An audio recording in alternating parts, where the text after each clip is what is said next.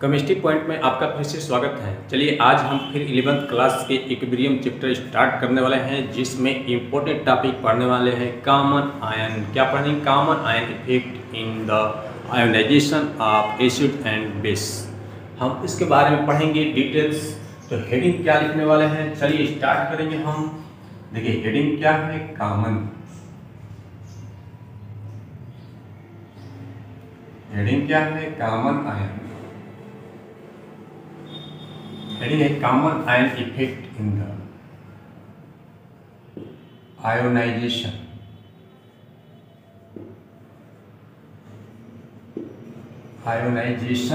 Of acids and bases. Acid and bases. देखिए हम क्या पढ़ेंगे, हम टॉपिक क्या है, बहुत इंपॉर्टेंट टॉपिक है। Common ion effect in the ionisation of acid and bases. इसके बारे में हम जानेंगे कि एसिड और बेस के बारे में हम जानेंगे कि आयोनाइजेशन कैसे होते हैं और उसमें कॉमन आयन इफेक्ट क्या होता है। देखिए ध्यान से, पहले हम समझेंगे जैसे कि CH3COOH, जैसे इसको हम कन्वर्ट करेंगे, तोड़ेंगे तो H पर प्लस और आ जाएगा। देखिए ध्यान से, H पर प्लस। या एग्जाम्पल ये सुटेबल नहीं है तो दूसरा एग्जाम्पल लेंगे हम। देखिए एग्जाम्पल क्या है इसका, नंबर 2। ये एग्जाम्पल क्या है, CH3COOH। इसको जैसे कन्वर्ट करते हैं तो टू जाता है CH3, CO को माइनस, प्लस क्या आ गया, H को प्लस। ठीक है, इसका नेम क्या है समझेंगे बात। इसका नाम है एसिटिक एसिड। क्या नाम है, एसिटिक एसिड। तो नेम है एसिटिक एसिड। अब देखिए ऐसे ही एक और कंपाउंड लेंगे, CH3COON है, और जैसे Na को हम तोड़ते हैं तो टूट जाता है CH3, CO को माइनस और Na को क्या होता है, प्लस। देखिए इसका नाम क्या है, इसका नेम क्या है, Na का लास्ट देखो कैसे याद करते हैं। CH3CO का नेम है एसिटेट और लास्ट में है तो इसका नाम होगा सोडियम। लास्ट में Na का नाम क्या है, सोडियम। ये पूरा क्या हो गया, एसिटेट। तो हो गया सोडियम एसिटेट। अब आप लोग सोच रहे होंगे कि इसका नाम एसिटेट क्यों नहीं लिखे, तो इसका नाम अदर नाम हो सकता है हाइड्रोजन एसिटेट। क्या होगा, हाइड्रोजन एसिटेट। तो देखिए जैसे हम तोड़े हैं तो एक है एसिटिक एसिड और एक क्या है, सोडियम एसिटेट। जैसे तोड़े हैं इसको तो इसको तोड़ने के बाद क्या हुआ है, इसमें एक ऐसा आयन है जो सेम आ गया। दोनों में CH3CO-, हम इसी को बोलते हैं क्या, इसी को बोलते हैं कॉमन आयन। इसको हम क्या बोलते हैं, कॉमन आयन।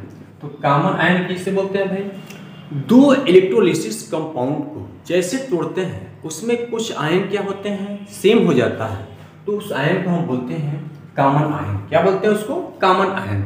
अब पीछे हम बता चुके हैं कि इलेक्ट्रोलिसिस 2 टाइप के होते हैं, एक स्ट्रांग इलेक्ट्रोलिसिस, एक होता है वीक इलेक्ट्रोलिसिस। जैसे स्ट्रांग इलेक्ट्रोलिसिस में हम क्या करते हैं, वीक इलेक्ट्रोलिसिस को डालते हैं तो उसकी आयनाइजेशन की क्षमता जो होती है, कैपेसिटी क्या होती है, कम हो जाती है, और उसी इफेक्ट को हम बोलते हैं कॉमन आयन इफेक्ट।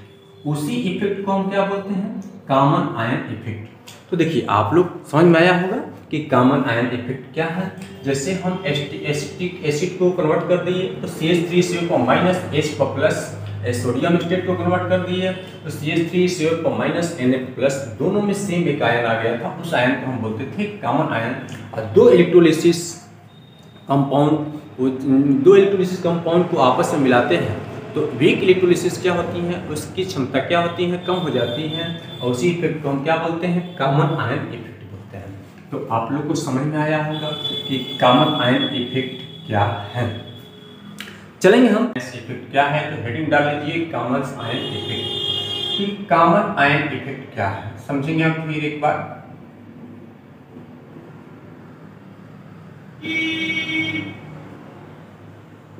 देखिए कॉमन आयन इफेक्ट लिखेंगे, देखिए addition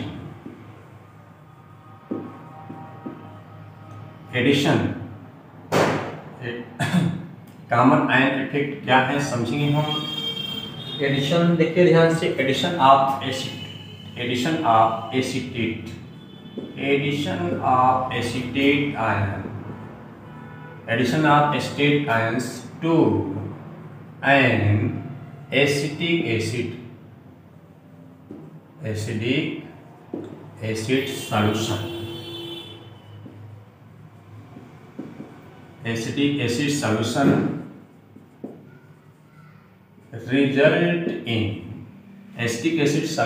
result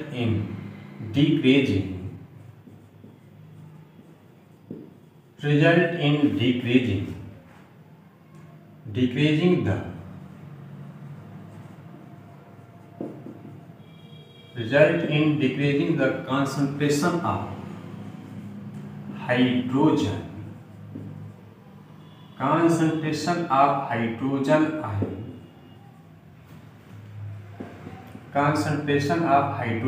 ions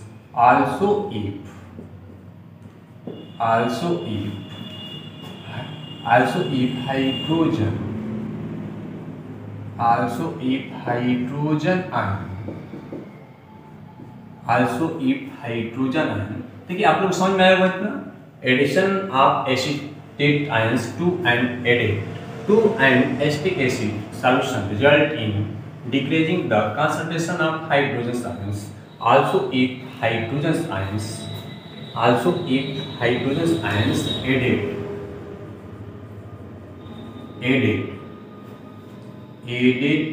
are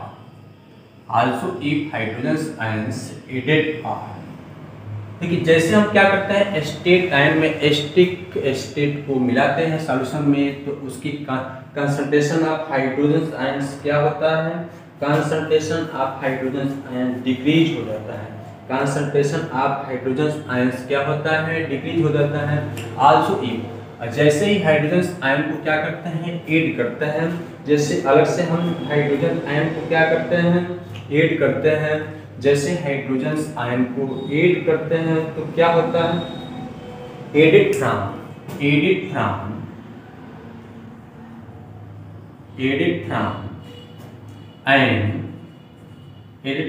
an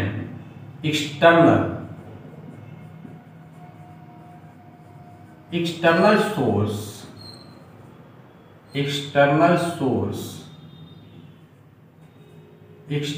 देखिए ध्यान से, addition of acetate ions to an acetic acid solution result in decreasing the concentration of hydrogen ions also if hydrogen ions added from an the external source.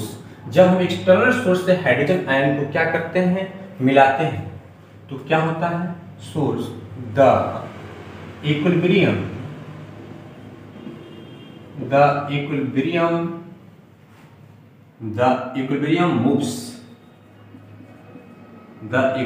moves in the direction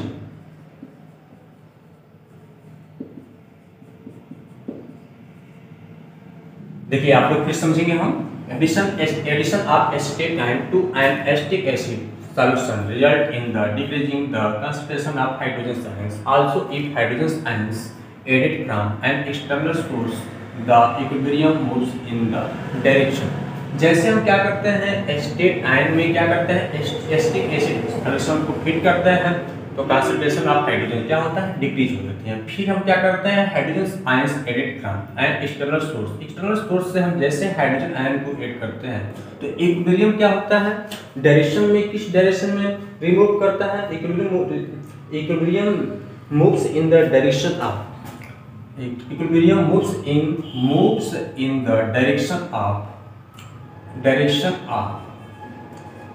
undissociate direction of undissociate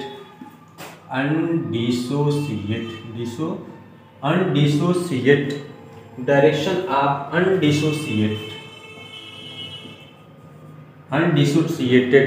undissociated acetic acid।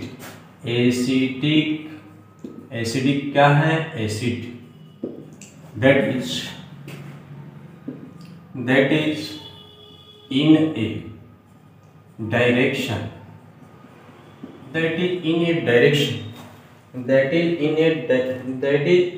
a direction of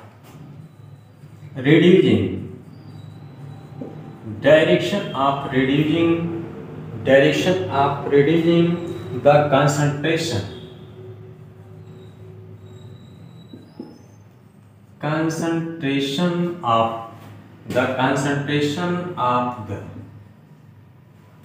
concentration of the hydrogen ion देखिए आप लोगों को समझ में आया होगा। Addition of acetic ions to and the acetic acid solution result in the decreasing the concentration of hydrogen ions. जैसे हम एसिटिक आयंस में एसिटिक एसिड को सॉल्यूशन को क्या करते हैं, फीड करते हैं, तो डिक्रीज हो जाता है कंसंट्रेशन ऑफ हाइड्रोजन आयंस। उसके बाद हम क्या करते हैं, हाइड्रोजन आयन को हम क्या करते हैं, एक्सटर्नल सोर्स से क्या करते हैं, मात्राएं मिलाते हैं, तो इक्विलिब्रियम क्या होता है, मूव करता है डायरेक्शन, किस डायरेक्शन में, अनडिसोसिएट एसिटिक एसिड। जहां एसिटिक एसिड की क्वांटिटी क्या होती है, कम होती है, वहां रिमूव कर जाता है। That is in the direction of reducing the concentration of the hydrogen atom. Hydrogen atom जिधर मूव किया था, यानी कि हम जैसे डालते हैं इक्विलिब्रियम क्या होता है, उधर मूव करता है। देखिए बात आप लोगों को समझ में आया होगा। और इसी फिनोमेना को हम क्या बोलते हैं, कॉमन आयन इफेक्ट। क्या बोलते हैं, कॉमन आयन इफेक्ट। तो दिस फिनोमेना इज कॉल्ड क्या है, कॉमन आयन इफेक्ट। आप लोगों को समझ में आया होगा, वीडियो अच्छा लगा होगा तो लाइक शेयर सब्सक्राइब जरूर कीजिएगा। जय हिंद जय भारत।